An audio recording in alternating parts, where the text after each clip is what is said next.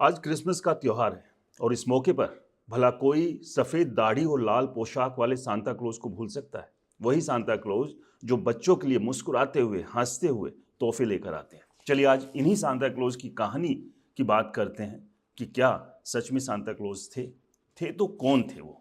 आपने वो कहानी तो सुनी होगी जिसमें सांता क्रिसमस ईव पर अपनी 8-12 सींगों वाली गाड़ी पर बैठकर आता है और चुपके से बच्चों के मन पसंदीदा तोहफे अपनी झोली से निकालकर बच्चों के घर पर रख जाता है। तस्वीरों में सांता को एक भारी कद काठी के लाल सफेद कपड़े पहने वाले बुजुर्ग की तरह दिखाया गया है। कैसे दिखते हैं सांता और क्या वो सच में है? एक हंसमुख सा दिखने वाला आदमी सांता हर साल क्रिसमस पर बच्चों के लिए खिलौने बनाता है। कहा जाता है कि बच्चे सांता को चिट्ठी लिखते हैं जिसमें वे अपनी पसंदीदा तोहफों की मांग करते हैं। कहा तो ये भी जाता है कि सांता उत्तरी ध्रुव में अपनी पत्नी के मिसेज क्लॉज के साथ रहते हैं। सबसे पहले सांता की कहानी तुर्की से शुरू हुई थी। अधिकांश किताबों में लिखा है कि सांता क्लॉज को संत निकोलस के साथ जोड़ा गया है। कहानियों पर विश्वास किया जाए तो उनका जन्म लगभग 3 से 4 शताब्दियों में एक समृद्ध परिवार में हुआ था। नेशनल जियोग्राफी के अनुसार संत एक यूनानी थे और 2080 ईस्वी में आधुनिक तुर्की के एक छोटे से रोमन शहर मायरा के बिशप बन गए।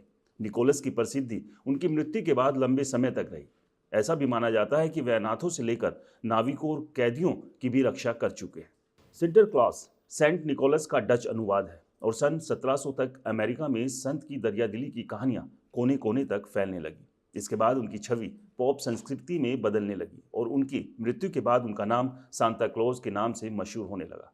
कहते हैं कि तस्वीरों में जैसे सांता को दिखाया गया है वे वैसे नहीं थे। वॉशिंगटन इरविक की किताब निकोलबर्गस हिस्ट्री ऑफ न्यूयॉर्क में सांता की छवि का जिक्र किया गया है।